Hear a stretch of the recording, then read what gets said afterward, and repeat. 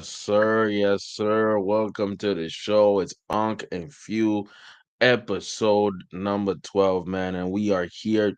Unc, talk to him. How you feeling? How you doing, man? Well, Mm-hmm. fighting off a bit of a cold, but that's just seasonal stuff. Yeah, in and Mm-hmm. out of all this changing weather. So, but other than that, I'm psyched and ready for football. Let's go, man. Psyched, ready for football, man. Yeah, And we need that. We need that because the best type of football is happening right now, yeah. family. And you know what I'm going to talk about. That Cowboys versus Seahawks game, man.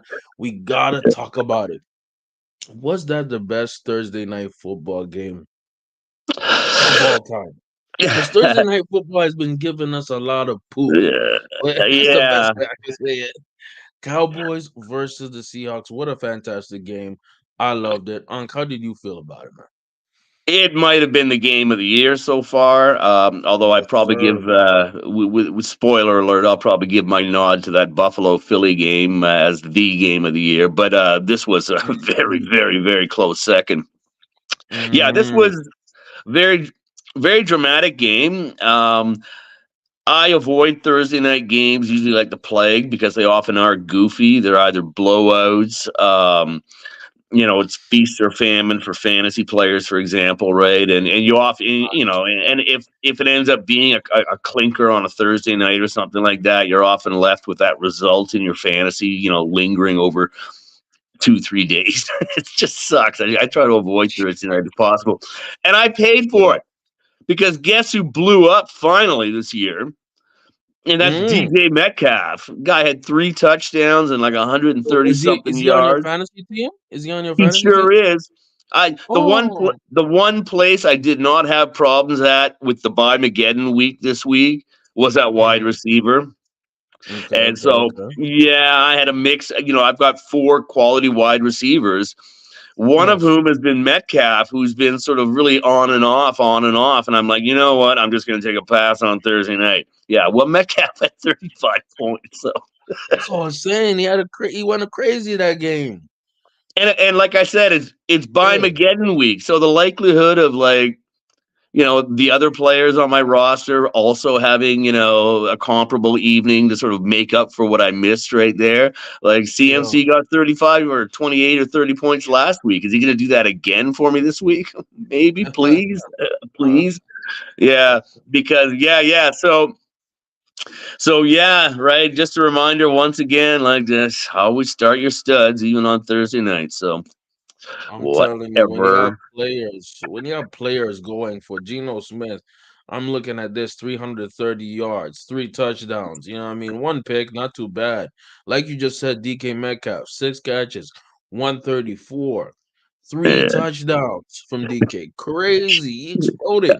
fuck. On the other end, you see Dak Prescott, 299 yards, 3 touchdowns. CD Lamb had another crazy game, 12 Eight. catches, 116. And the defense, not the Dallas defense, Yeah. some defensive plays were being made. And I'm like, damn, this is a game. I was watching it live. I was like, God damn, this is Yeah, beautiful. it Mhm. over 800 yards in offense, Crazy. both teams. Yep. That's a Mhm. huge output. That was a heavy night. That was one of those crazy West Coast games I alluded to a couple of weeks before when I thought actually Mhm. I thought LA and Seattle might have had a similar game to this, but that didn't Mhm. transpire. But this week was the wild wacky West shootout. So yeah, a lot of fun to Yeah. watch if you watched it. Mhm. And yeah, Dak continues to look like an MVP candidate, right? Again, 300 yards, three more Mhm. touchdowns, a clean sheet, no fumbles, no picks. Nothing. Right? I He's think he got he, sacked once. Right? So yeah. yeah. Big night for Dallas. Neither team's D really shot the lights out.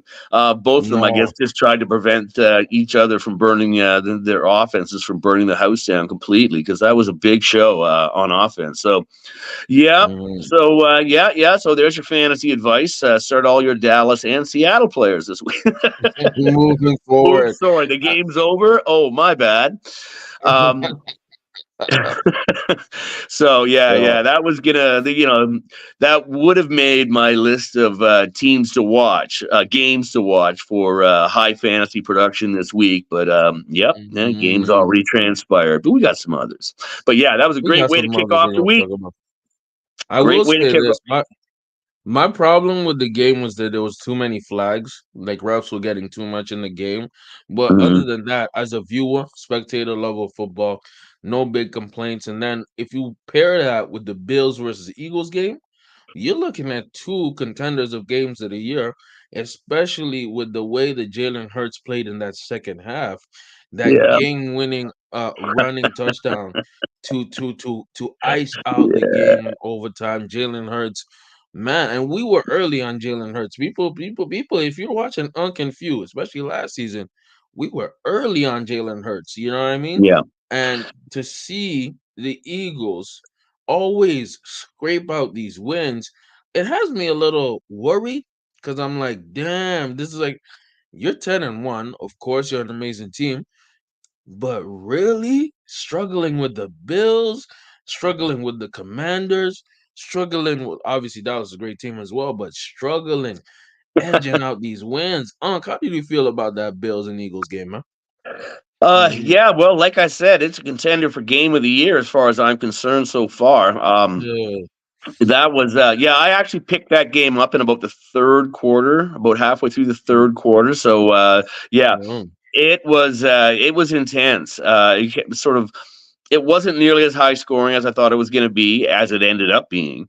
And so, yeah. but then the fourth quarter just kept grinding on, and then he hit overtime, and more points. And what can I tell you about Jalen Hurts? The guy is just finding a Mhm, way to win any which way but lose. Um, mhm, and you can't argue with it. They're probably due for another loss. I mean, in an ideal scenario, they'll probably have another loss or so before the playoffs get going, so they don't have some unruly, unwieldy winning streak to type of defend on top of just focusing and concentrating on winning in the playoffs. So right. they'll probably, yeah, I'm not sure against who, but they got a tough schedule, Philly, right? I mean, they're, Yeah, yeah, yeah. yeah. So, I'm looking anyways, at this schedule right now. They have the Niners today, then they have mhm, the Cowboys next week, then the Seahawks with Giants, not that bad. Cardinals and Giants again. I think yeah, this 3 week stretch of yeah, the Niners, Cowboys, and Seahawks, it's gonna be they're in tough. they're in the toughest part of their schedule right now.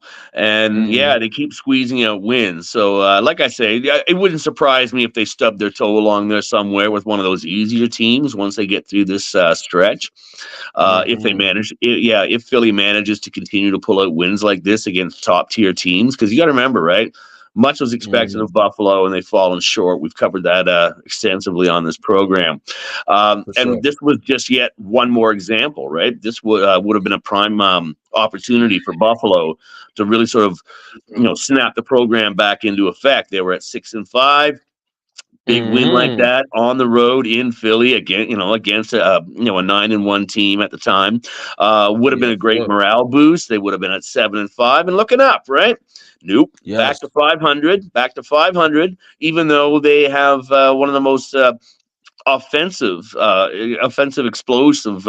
Pardon me, one of the most offensively explosive teams in the Mm-hmm, NFL. Buffalo is not putting up W's as a result of that. And if you look at the numbers in that game, again, they're sick for Josh Allen, right? Josh Allen almost ran for 100 crazy. yards again. Yeah, Yeah, he won 339 passing yards, won 2 touchdowns, 1 pick. In the one running pick game, only. 9 carries, 81 yards, 2 touchdowns on the ground. He Dominated outplayed, in you could argue, dominated he in outplayed Eagle. Yeah, Jalen Hurts, yeah. dominated in time of possession, everything, right? I mean, Yes, he again, did. like this is Yes, he did. Buffalo should have won that game, right? But no. So Yeah. yeah, Philly's giving you a clinic on what winners look like. And you know what? Okay, for me, I kind of cheated. Okay, I cheated, y'all. By the way, like the video, comment on the video. Let me know what y'all think of me on Unc reviewing the week 12 games. I watched a little bit of Colin Cowherd, right?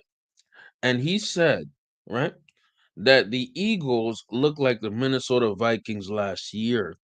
Minnesota Right. was scraping by to get wins, and I think Minnesota was like at 11-0 at this point in the season. They were just winning games on one possessions, touchdowns in the fourth quarter, like last minute field goals. But they were a fraud team, and at the Hmm. end, when they hit the playoffs, they were 1 and out. Is it possible that the Eagles are frauds? Because Eagles make tight games out of games that shouldn't be tight. But then you see on the other end, you see the Niners and you see the Cowboys, they spank teams.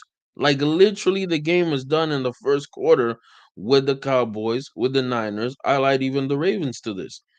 Do you think that the Eagles are potentially frauds? You agree with Colin or not? I'm in between about this theory, man. How you feel about it? I'm fence sitting. You know what I mean? What do you think about that theory? I think Colin Cowherd's full of shit as usual. Um, Oh shit, let's excuse go. me. Yeah, they Go called ahead, go the ahead, herd. Unc. Yeah. They called the herd for a reason. N- Mm. no, yeah, no. I think Philly's for real. I mean, Philly's got a resume, right? Come on, we've seen them win over the last 2 3 years. This isn't a fluke. This isn't new. This is just the latest iteration of a winning team. They're not winning Mhm. exactly as they won in previous years, but that's that's often what winning teams do. Is like they have to adjust for the year, right? Type of year that they're in. And so, anyways, yeah, that's just how it's shaken out this year. And like, don't criticize Philly for doing exactly what they need to Mm. do to win. Okay. To the exclusion of one particular opportunity, right? So, I mean, yeah, like don't disrespect Philly like that. And Cowherd's like, classic hot take kind of guy, right? So, Yeah, he's gonna give you that line. Why not, right? They talked about it for the day. But true, yeah, no, I don't think that's fair at all. You don't talk about a one win team and then call them a fraud or whatever, right? I mean, true. Jalen Hurts is not Kirk Cousins, right? I mean, No, he's definitely not. and they've got a better He's defense. he's in that MVP ladder, and there's a guy that we've been talking about as well who's he's doing the opposite of what Josh Allen and the Bills are doing. We're talking about Russell Wilson. By the way, it was Russell Wilson's birthday last week. He has the Broncos on a 5-game win streak, the longest active win streak in the league right now. Yes, it They is. are 6-5, and this team this team is gonna be making a run, and they beat the Cleveland Browns pretty handily, bro. Like 29-12, and the Hmm. Cleveland Browns don't really get pushed around. They got No, pushed they don't. around, man. They got Yeah. bullied. They got harassed, and now they have the Cleveland Browns now have Joe Flacco playing this Sunday today. Yeah, they got Joe Flacco off the couch. That's how bad they got beat. Unc, what do you think of the Wow. Broncos, man? They brought Well, Joe Flacco off the couch, man. yeah. Well, the Broncos are a great little surprise, sort of mid-season surprise, bouncing back from just how terrible they were. Right? Remember, they started 1-5 and are Horrible. in the conversation for the playoffs. We'll see if they get there. But yeah, Mhm. so they're back. I think they're up to 6-5 now. 6-5. They're Mhm. they're 5-0 against the spread in this stretch, or 4-0 against the spread in Oh, this stretch. 5-0 okay. straight up, right, unbeaten. So Mhm. yeah, they're a good looking team, and they've been doing it a lot with defense. Yes, sir. Russell has been very efficient. Yeah, he's been doing very well. But I Mhm. think let me see what the exact numbers are here. I have them right here. Yeah, Russ is 8 TDs and 0 picks over this stretch, Yeah. so that's helpful. But Mhm. Mhm. the big number is plus 13 on the takeaways. And they've had Oh, 16 takeaways. Defense has had 16 takeaways in this stretch. And good. Russ and company have given up the ball 3 times. So it's plus 13 in the favor of the defense on turnovers right now. And that's a huge Mhm. stat. That is the type of Sean Payton stat that you're going to start to see more of as the team takes on his character and whatnot. So, yeah, that type of opportunistic defense, that's important. Mhm. And that's the type of thing that does win games and extends winning streaks however improbably, right? Turnovers Word. matter. Turnovers really matter. And that's something that, if you think about the Saints days with Drew Brees, Sean Payton always had a pretty solid defense. And Drew Brees rarely turned the ball over. Yeah. Drew Well, Brees was not an interception machine. that And I think that's what's happening with the Broncos now. The Broncos, I mean, they're securing the ball. The defense is keeping offenses off the field. I think the defense is playing fantastic. I think that's do their you best remember? unit. You Do know you what I mean? remember that Super Bowl that New Orleans won? Do you Yeah, remember against what? the Colts, right? Was it Do you versus Colts? remember what Sean Payton said? He said he No, was going. not me. He said he was going to need to manufacture a turnover of some kind. He said he was Uh-huh. going to have to like manufacture or conjure up an extra score of some kind, and he was Mm-hmm. going to have to be proactive about it one way or the other. And he started off the second half, I think it was with an onside kick or some freaky play like Yes, this, where they it they was. got Yes, possession, they got an yes, additional possession, and they scored on it. Yeah, that's yes, Sean. yes. I That's remember. Sean Payton. He thought he laid awake at night Mm, and schemed that up. mm, let me wow. let me use my special teams on the first play of the second half to try to manufacture To a run an change of onside. possession, and It, he did it it. was an onside. Yum. Yeah, that's Sean Payton. That's how he I uses his know. special teams and whatnot to get you that extra couple of points you're going to need to win. So yeah, I Wow. expect more of Wow. that. I expect more out of this out of Denver in the coming years. And then you look at the Jets offense and they're looking pathetic. So that Nat Hackett versus Sean Payton beef, we know who won that beef now. Yeah. Well, in the Uh, end, yeah. yeah. At the end of the day, we're talking about Sean Payton. So And then you look at good coaching, man, and that leads me to say this about a team that we profiled, but we haven't profiled the Chiefs, brother. The Chiefs, they are sneaking, especially with that win versus division rival the Raiders, 31-17. Mahomes is looking like Mahomes. I think he has a little connection with Rashid Rice right now. yes, But Isaiah Pacheco is doing his thing as well. The Chiefs have not had a beautiful 2023-2024 season, no, but they're getting wins. They're scraping wins. They're getting dubs. And, obviously they're always contenders with Mahomes under center. But, I give this up to Andy Reid being a great coach, adjusting his team without obviously the big weapons like Tyreek, hmm but they're able to scrape out these wins, gritty wins. And if you watch some of that game, I watched the beginning of it, the Raiders were destroying the Chiefs. And then in the second half, they got touchdowns, they got points. What did you think of the Chiefs so far, man? We don't highlight them enough, but they're doing their thing at 8-3, man. yeah. You realize that you just basically described the Philadelphia Eagles, but with two more losses. Yeah, basically. You're right. You're right.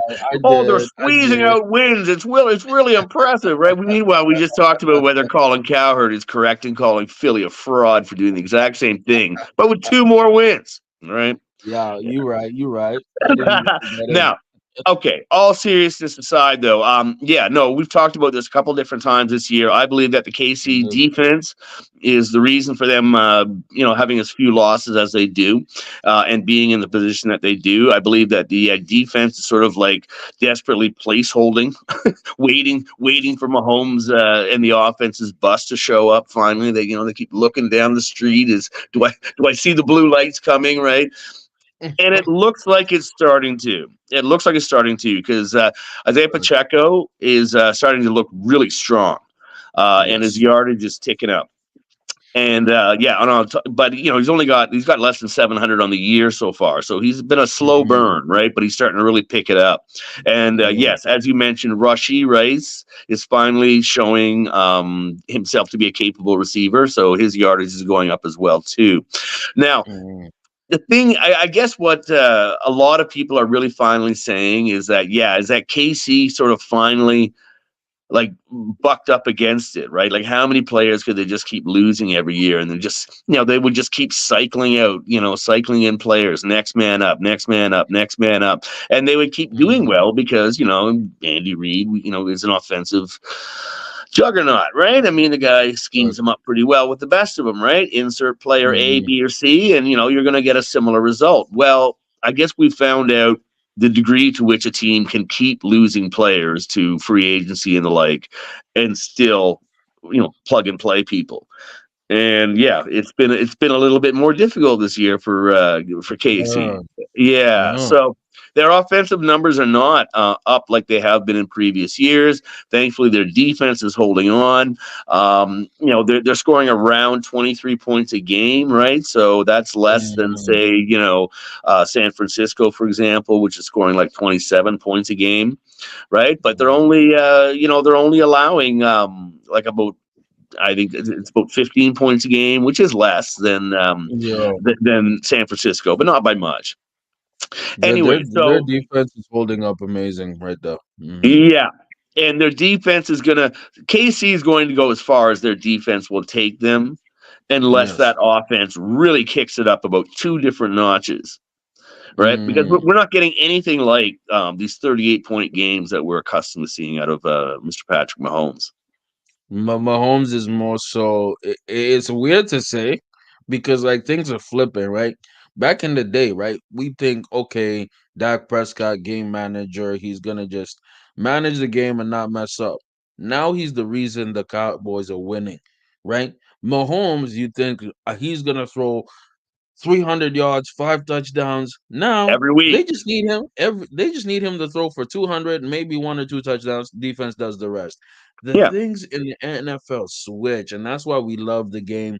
That's why we're passionate about the game, even with sick or hungover or tired or whatever. We're here giving y'all this Monday, no Sunday morning coffee football. And There you we're go. gonna give you advice, guys. We're gonna give you advice. Slap a like on the video, man. Fantasy football advice with Unc. This is, I think, a kind of special edition because we're getting ready for the playoffs, brother. And Yeah. I'm shocked that Unc came from. I think you were maybe sixth, seventh place in our 12-person league. Now you're in second place. So Unc knows what he's talking about. I was shocked. He At one passed me. point, at one I'm point, like, I was damn. like, at one point, yeah, I was like, Mhm. at like 4-4 or even 3-4, I think, at one point. And Yeah, you're on yeah, a yeah, streak right now. yeah. Well, some players have started to score, and and that's mattered, right? And I latched Yeah, onto a bit of a running game with Gus Edwards and Keaton Mitchell.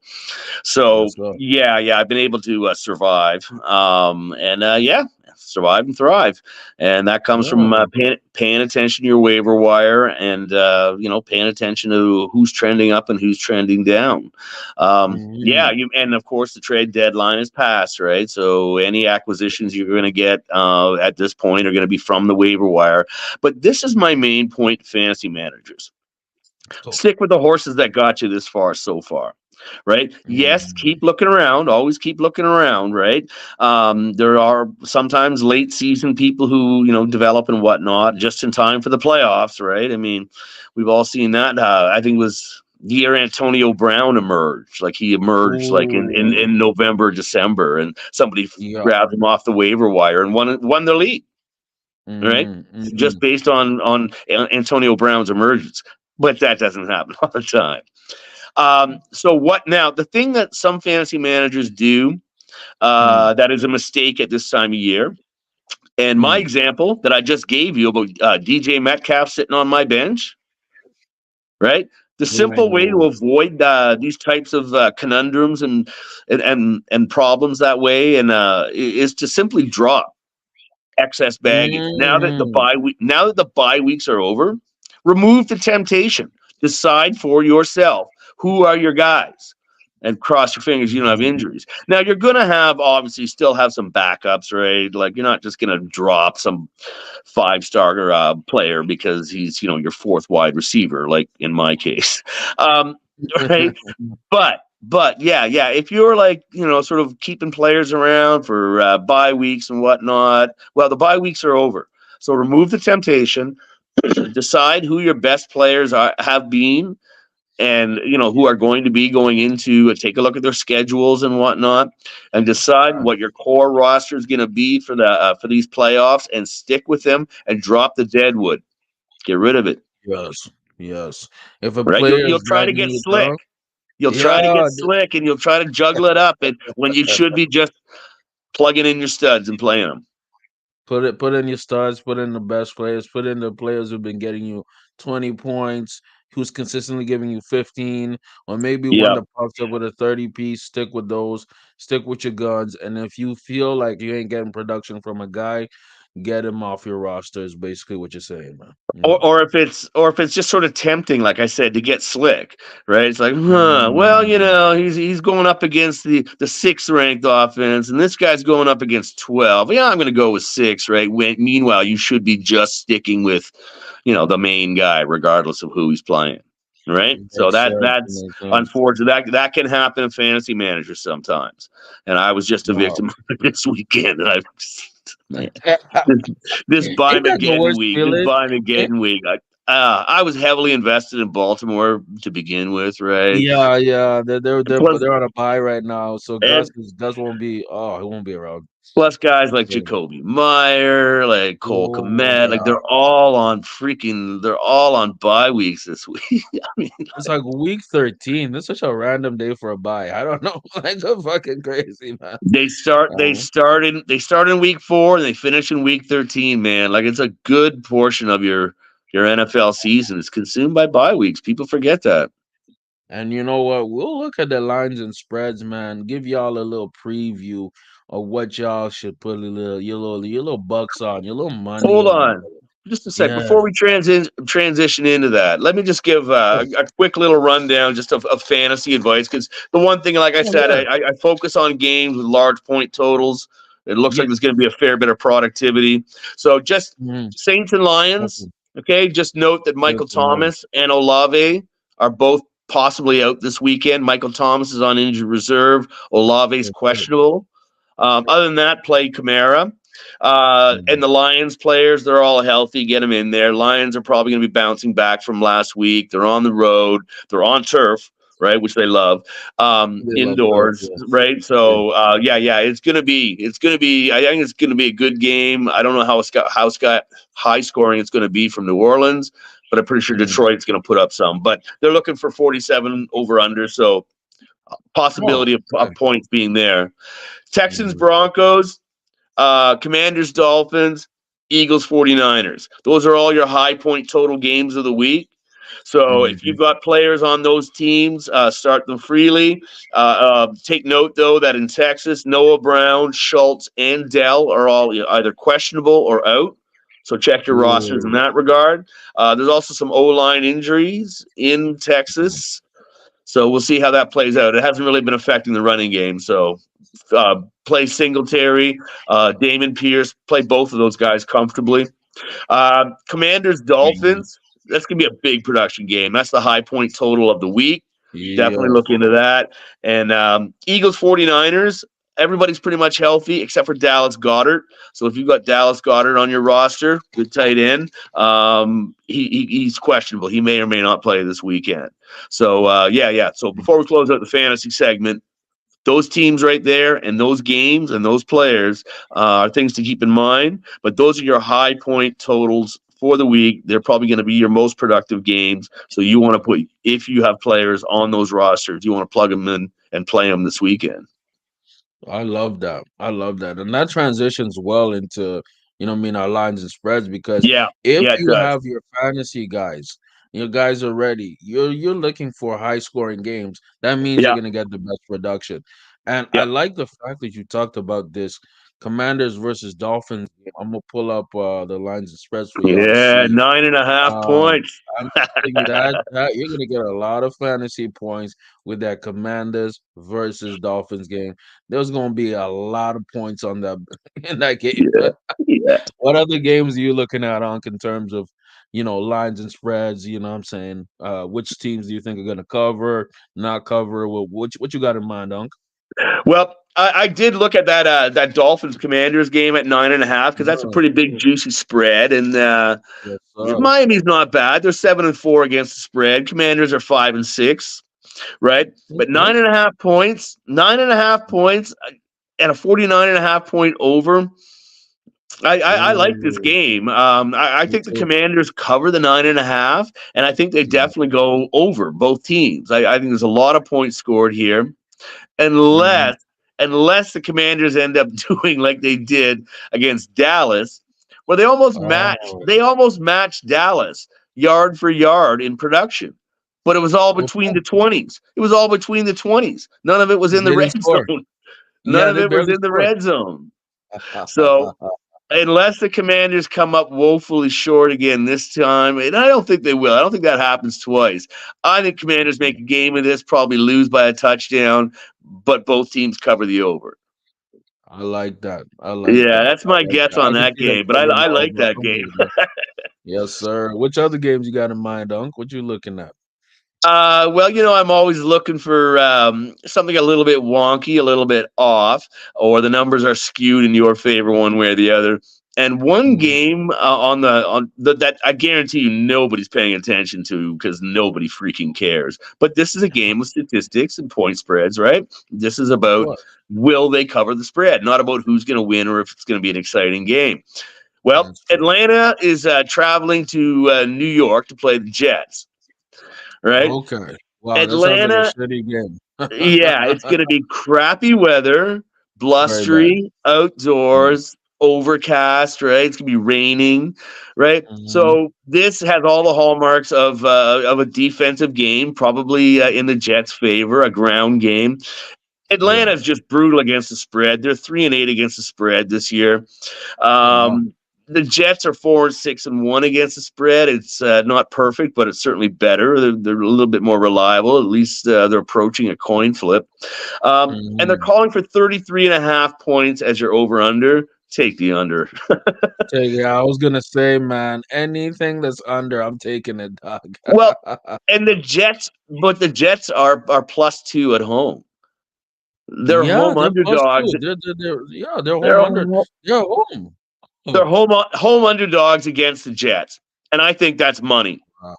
So yeah, Yeah, yeah, yeah. for laying bets, that seems like a good opportunity to gain money because 100%. that spread doesn't seem to make sense to me. I see the Jets winning that game in what will be a Me as well. depressing, boring game.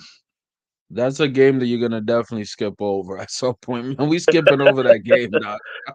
Maybe not at the betting wicket, but certainly on your cable package. On our Um, cable package for sure.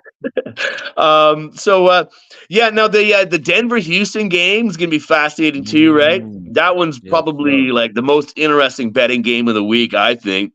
They've got Okay. a 47.5 point over under that's been climbing. All right. So people are Oh, it's been expecting going this. up. Yeah, people are Oh, expecting a shootout. But okay. that's where I feel that this goes off narrative because even though Texas has been fairly prolific, Denver's been Mm. getting by with very good defense.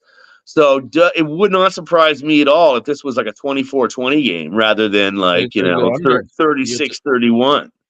Oh, So that's what okay. I'm thinking. Yeah, yeah, yeah. And so I'm Mm. pretty sure I've got Denver covering that just because they've been on Nice. that hot streak, the 4-0 against the spread in recent games.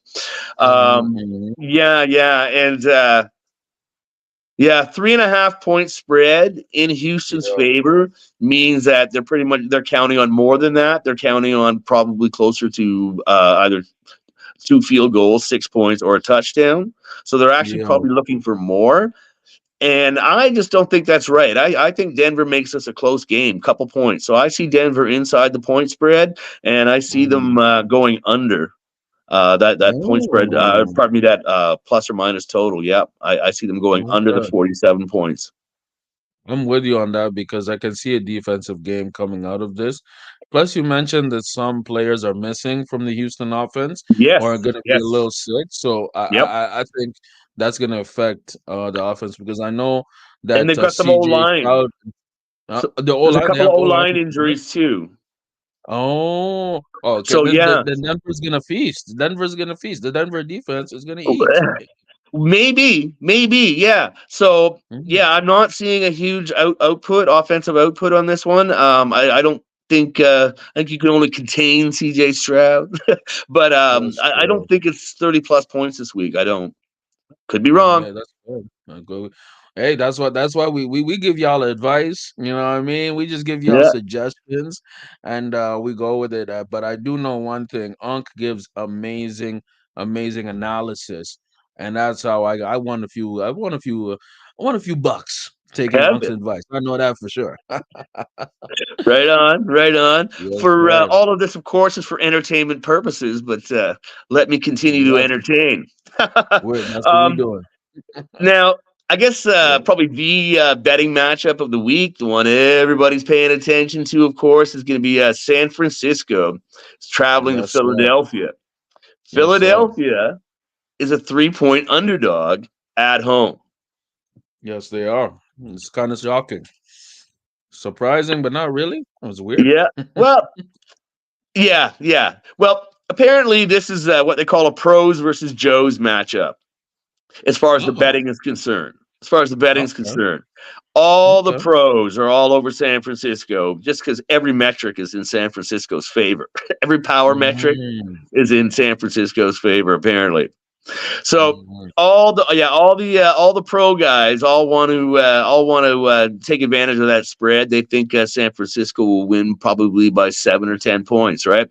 Meanwhile, mhm. all the amateur folks, guys like me, right, are looking at Philly at 10-1 or 9-1. Mm, 10-1 is a 3 point underdog at home against a team yeah. that is 6-5 against the spread, has had 3 losses this year, right? Mhm, So yeah, and meanwhile, Philly is at 7-2 against the spread, which means that there were a couple of pushes in there. So of the 9 games in which there mm. was a result, Philly has covered the spread 7 out of 9 times. So Wow. Philly, Okay. for all the power metrics, I'm sorry, this to me screams, home dog. Take it, right? It's Oh and no. the home Okay. dog is the best team in the league. They're 10-1. So at least from what you're telling me, Philly is gonna do more than squeeze out a field goal game. You think that Philly is probably gonna win this by 2 field goals and maybe a touchdown? No, well, Philly's the underdog, of course, right? So I Oh, think that my bad. Yeah, yeah. if Philly gets within 2 points of a victorious San Francisco team, they cover. So that's what I'm saying, Yes, man. yes. My bad. My bad. Yeah, yeah, yeah. I They're got it. giving they're saying San Francisco is going to win by more than 3 points, which is exactly what you're saying. Everything you said is Yeah, correct, except flipped around. Yeah, just flip around in yeah. that scenario, and I For believe San that. Francisco to cover, I they're going to believe need that. 2 field goals or a touchdown. I doubt To that win. Yeah, to because win by. Philly makes it close. Philly makes it close. So what you're saying is Philly's gonna scrape this out I in a think so. tough tight game, and I believe that too. Yeah. The over under is 46.5. What do you think about that, man? The over under. You take the under or the over, brother? I take the under on that. Take Yeah, the for all under. the talk of fireworks, this is again a matchup of defenses, right? San Mm. Francisco's D is a top unit, and obviously Phillies is as well. And we've talked all year long about how defenses are probably stronger than offenses as a general wavelength trend within the NFL, right? And I Mhm. think that's true. So games like this, these big marquee matchups like we had when Philly played KC Yes, last sir. week or the week before, again everybody was expecting lights out, and I said no, take the under, right? Because the defenses are going to be the determining factor in these games. Yeah. The offense will get theirs. But again, right, I see 24-20, 24-21 game number like that. And that's below the, what is it, 47 they're calling for? Yeah, 47 and a Yeah, half points. pretty much. Yeah. Yeah, And it kind of reminds me earlier this season, we had Kansas City versus Miami. We thought, well, some people thought it was going to be an yep. offensive explosion. It ended up being like a defensive game, 2017, 21-17 or 23. something in Germany, Something low, yeah, in Germany. So right? you could see logically a team or such a hyped up matchup like this becoming a pretty tight game, a Yep, defensive battle where both offenses are not going crazy. The defense is keeping it in check. And exactly. obviously, if y'all don't know what it is, that Eagles versus Niners game was personally my game of the week. I think this game, Yeah, even though it might be a defensive battle, the ramifications are so huge. Cause Yeah. bruh, this just settles playoff seeding. This Well, probably can even book up the MVP lock. Let's say the Eagles mhm. actually do win, like we talked about in our lines and spreads. This could lock up MVP for Jalen Hurts. A lot of ramifications in that Niners versus any Eagles game. anyhow, the Jalen Hurts comes out there and gives a dominant performance and wins Yeah, that game. Looking like like a heavyweight champ, basically. You fact. kind of got sort of have to start looking at him as your MVP, just in the sense of, MVP of Mm, real football, right? Just who wins, uh-huh. who is your most valuable player. Again, assuming we're always talking quarterbacks because that's how it goes. Among your quarterbacks, who is the most valuable, right? You would have to start saying Facts. he is, just simply because, anyhow he outduels Purdy and ends up, running and brotherly shoving his way in, for three touchdowns, two of them running, you know what I mean, or two Yeah. tosses, two runs. Like anyhow, Jalen Hurts racks up the numbers in this game and is the pivotal point in this marquee game. It's kind of hard to not really look at him in that regard. Now, on the other hand, I don't expect it to necessarily go like that. Hmm. I kind of think actually, but I kind of this is where it gets weird. I kind of actually think Yeah. San Francisco is going to win this. San Francisco is the more desperate Oh, team. Remember, I okay, told okay. you Philly's probably going to stub their toe along the way somewhere, right? Mm. In the back of their heads, like they took care of the Niners last year, right? They Yes, won it did. before going on to the Super Bowl, right? Yes, it did. I think San Francisco is going to be the more desperate team. I think they pull out the win. I think it's closer than the 3 points, so I think Philly covers. But Mhm. I think that San Francisco ekes out the win here because they have to, right? Because of those three Oh losses, yeah, right?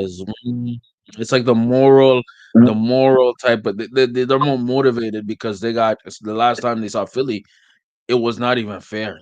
Three It's quarterbacks unfinished were out. business. It's unfinished Yes, business. It's like a and it vengeance was a game in a whooping. sense. It was a Yeah, whooping. It was like 31-7 or something like that. So there's some unfinished business yeah. for San Francisco. And I think San Mm, Francisco also, like, their top notch status isn't going to help them if they get a fourth loss soon, right? Somebody else, mm. you know, Yeah, might bump them they, for they positioning. Their seeding is going to be at stake if they lose more. And oh whereas yeah, Philly, true. mentally, Philly knows that they can afford one, They, right? they, they, they, So they may they not. know if they take a loss, it won't be that bad. Is what you're saying. They know it will be a respectable loss. Like, and nobody's Mm. thinking this. Nobody is thinking this. I'm telling you, subliminally though, in your subconscious, Oh, they can afford a loss, and they can afford a loss to a team like the 49ers and yeah, you're right. not feel like they really fucked up, right? Yeah, So just all these things can sometimes add up, and you so know. something that's interesting, Unc. I was just for me, I love football, I love sports. I just was looking at some articles, right? There was people saying an argument that a guy like Jason Kelsey or even Trent Richardson could win like not as far as MVP, but they need like a special award because these guys, these O linemen, specifically Jason Kelsey Yeah, and Trent Richardson outstanding. on the Niners, are scary and they've been literally pushing their teams forward, bro. If you look at the Niners without Trent Richardson, Trent Williams, my Yep. bad. Uh, they don't go. They lost all three of those games when Trent was out. You look at Jason Kelsey and the tush push, brotherly shove. Philly doesn't win those games without him. So, what do you think of the impact of the O lineman? Because it's Well, going to be an O line battle in the trenches now. well, we had this Me? conversation earlier this season. We had a conversation about We did. who is the right. I think it's the right guard for Jalen Hurts in Philly. Lane And Johnson. remember, Yeah, I forget yeah, he's I think he is injured right now, but yeah. He's out. He's out. I think so. with him in the lineup, their winning percentage is ridiculous. It's like 665. With him out of the lineup, it's like 325. Right? We Mhm, documented that earlier this year. I forget the guy's name, but this one mhm. particular offensive lineman right next to Hurts. not on his blind Oh, he's side, actually on his playing other today. side. He's playing today. I Is just he checked. He's back? playing today. Yeah, he's back. He's playing for tonight today. Yep, He's got he's an good. interesting name. It always keeps eluding me, but this guy's Lane Johnson. He's great. That's it. That's him. Mm. This guy's numbers as far as like their winning percentage with him in the lineup is ridiculous. And so yeah, I definitely, my feelings on the offensive linemen and just the lines in general. To me, neither side of the ball operates without these guys in the trenches. Oh yeah, for sure. 100%. And that's something that we kind of texted about this week. Chris Sims was not Chris Sims, Alex Smith was talking on like some NFL preview show saying that, you know, he was replying to Tom Brady saying, "Yo, Tom Brady, you're saying that we're having a lot of mediocrity on football or the rules is softer." And Alex Smith was like, "Yo, you played in a terrible conference and a lot of the rules benefited you." And then he said something really cool that I liked is that Alex Smith was saying, "We are in a generation of amazing golden age of D linemen." And then I thought about it. Yeah, Aaron Donald, Michael Parsons, you know what I mean, Nick Bosa, we have Max Crosby, Khalil Mack, like, Miles Garrett, TJ Watt, tons of Daniil Hunter, like tons of guys, Jones on the D line that make an impact every single Sunday, dog. You know what I mean? So I think we are also in a golden age of D linemen. We have Yeah. a lot of great O linemen, but we have a lot of guys who can get to the quarterback effectively. You know what I mean? Well, we've talked about this before, and I've said that I believe it's been a 25-year trend toward Mm, defensive dominance among the players out there. I just feel like yes, the defensive guys have got their speed up to the other skill players, like on the yes, offense. sir. And it's made for cornerbacks, middle linebackers, linemen with incredible quickness and deftness to be able to go sideline to sideline with at the same pace as the offensive players. And that's been a trend over the last 25 years that I've noticed. Like I said, I first started noticing Mm, the amount of speed in the Southeastern Conference on defense. Was starting to win them championships great. and bring them dominance. And I figured it was only a matter of time before we saw that in the NFL as well. And Yes, we sir. have. And we have. And it's interesting because I heard either a Florio or Sims, one of the two. I think it was Florio was talking with somebody else, but they're all in that Pro Football Talk network, For and they sure. were talking again about the quarterbacks, and Mm, again because they were talking about Dobbs and they were talking about some others, and they were talking about the rule changes, whatnot, that have been put into the league to benefit quarterbacks. And we've hinted at that in the past too, about how we thought it was kind of like, a workplace safety thing and whatnot. Essentially, that there's just way too much money invested in quarterbacks for them to just, allow them to get, slaughtered out there. But the fact. reality is, they were acknowledging that very same trend that we were talking about the bigger, stronger, faster defenses at a Yes. time at a time when Florio was even suggesting that, like, there's maybe, I guess what he was suggesting is don't ever suggest expansion of the NFL again, right? Oh. Not until, yeah, he's saying that there's basically a dearth of quarterbacks, that there are too many teams for college to provide enough quality quarterbacks to fill all 32 positions. And they're saying Oh, that's that a great point, actually. these rule changes that we've been seeing over the years, Okay. whatever you want to call it, the Bradyfication of the quarterback position, whatever you want to call it, that it's been more than just a response to the financial value of these players, but these Mm. rule changes really have been about keeping the team stocked with quarterbacks. That if they don't, that Oh, it's going to be a triage unit all the time, and that that they need twice as many quarterbacks in the league, yes. and that's not Yeah. happening anytime soon. And then if you look at it logically, right?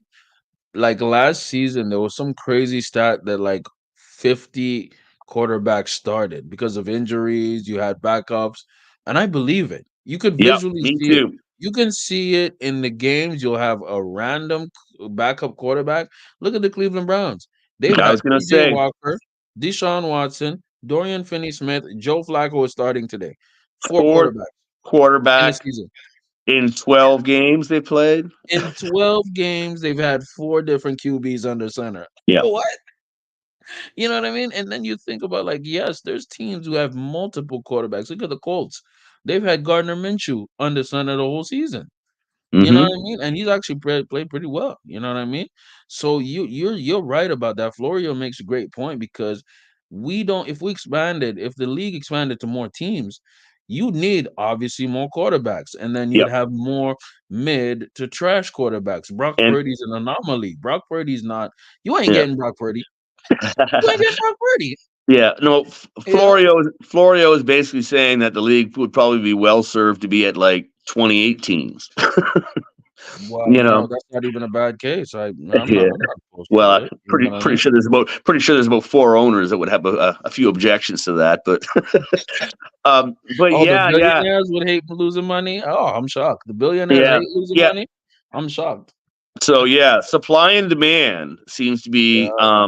a real issue with quarterback, and yet here we are talking about quarterbacks as MVP of the league every goddamn year. Isn't that fucking crazy, dog? These guys who are not even playing, we're having like very weak quarterback play and we're giving MVPs. Shit's crazy. Yep, But what are your yep. top five teams on as we close out or we get ready to finish off this? I was gonna say, just let me finish up that last segment by saying, Of course. Yeah, yeah. quiet as it's kept. Our theories on this are not far off the mark. We're getting a lot of conversation about some of these themes and motifs that we've highlighted in this podcast for 2 years now. And this is what people need to pay attention. Slap a like, get in the That's comments, it, man. We are fortune tellers, dog. We might win y'all some money and tell y'all about some future NFL trends, man. Red. Yes, sir.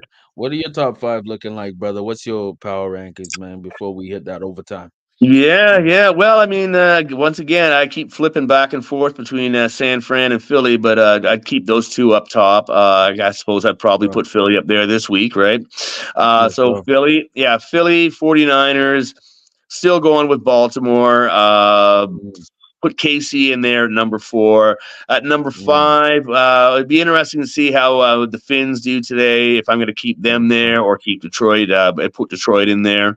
But for the time mm, being, yeah, that's sort of how I'm looking at. And just outside my 5B, Dallas. We got to start talking about mm. Dallas.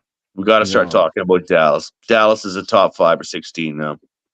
Pretty similar to your list, man. I got the Eagles number one, Niners number two, my Ravens number three.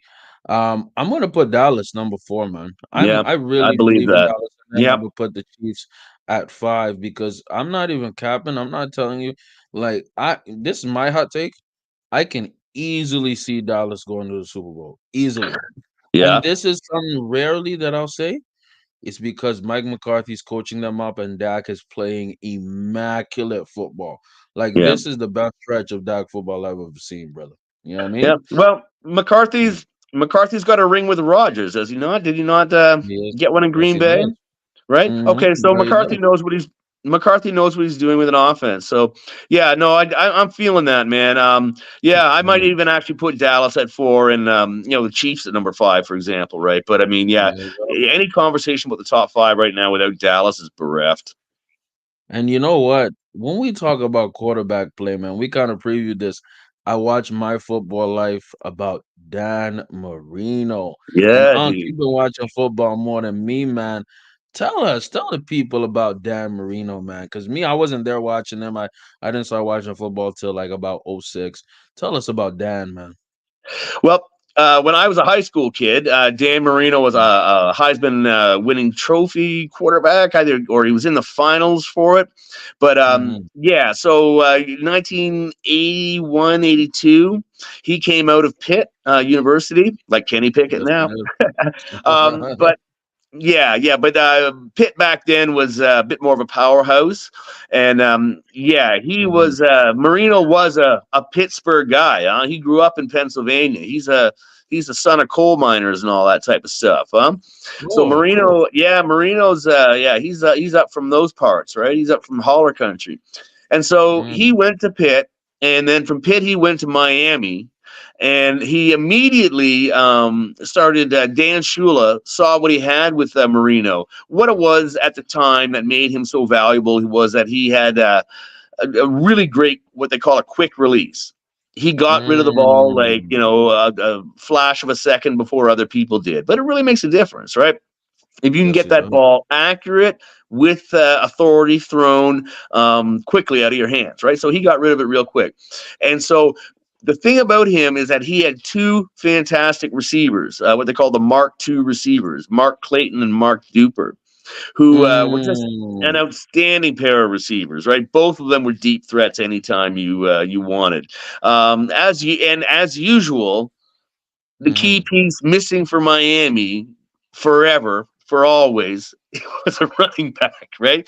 I think they had a guy named Oh. I think they had a guy named David Woodley, or maybe Mm. he was one of their quarterbacks that had it. He was a backup. I think Woodley was a backup quarterback. Sorry, but there was one guy in there who sort of like made an impact one year. I think it was more just because Marino was throwing for so many yards that after a while, people only had like six people stacked up in the box. So you kind of got a running game by default. But let me tell you, man, he put up numbers that nobody had ever seen before. Yes, sir. In his rookie year, I think he put up something like 3,500 or 4,000, like some ridiculous, crazy number for a rookie.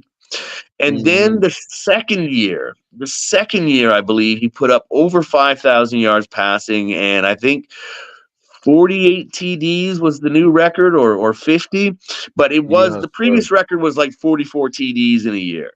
And so Yeah. Marino came in and rewrote that number. And on his way to that number, he rewrote the number for total yards passing. He was the first guy to go over 5,000 yards passing. So he looked Wow. absolutely indestructible. And within his first couple of years of being in the league, first 3 years of being in the league, he made his way to a Super Bowl, which was inevitable, right? And got his Mm. butt kicked. Yeah, Yeah, he that got his was ass whooped. Yep. Yep. yeah, I think by the Redskins, right? So Yeah. he's one of these guys who, for all his numbers, never won the big one, right? Him and Dan Fouts, Yeah. they operated in the same sort of historical space. They both rewrote the numbers when it came to the quarterback position. Mm. Phenomenal, exciting ways of playing quarterback, but yet somehow a championship eluded them. So Wow. that was unfortunate for people who enjoyed watching them play. But yeah, no, Marino was a very special player. And Mm. it's funny, Miami and the Chargers in that same space. I think it was 82 or 83. I think it was 82, January of 82. They played Mm. what was considered to be one of the greatest football games ever in the history of the NFL. Never mind playoff games or anything like that. Just a pure game. It was the Chargers Mm. versus Miami. Yeah, the Chargers Yeah, versus to go to the Miami. next round of the playoffs. Yeah, to be the victim against Cincinnati that year. And so, but these two teams went on it like for three or four different overtimes. It was just some crazy score, like 41-38. It was that famous Kellen Winslow game where he did everything except take the coach's dog out for a walk. I mean, it was really one of the most amazing football games you'll ever see. And Yeah.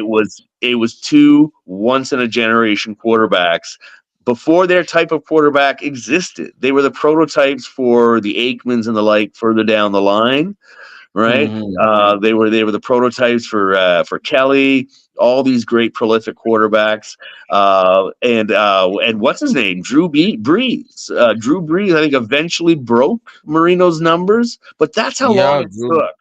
That's how crazy long it amount of took. years.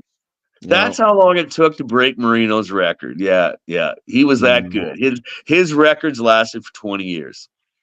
That's so cool, man. And I'm telling y'all right now, we appreciate y'all for tapping in. I personally love the documentary because it gave me a little Yeah. football history reference. And he was putting up, you know, Patrick Mahomes, Peyton Manning numbers in the 80s, which is crazy to think about, y'all. Yeah. But I'm going to say it like this. This was a fantastic show. Y'all give us a like before y'all head out. We thank you so much for your time, for your energy. This has been Unc and Nephew All and the right. episode Like and sub- 12. We out, like and bruh. subscribe. One Yes, love, sir. guys. One love, and we out. Yes, sir.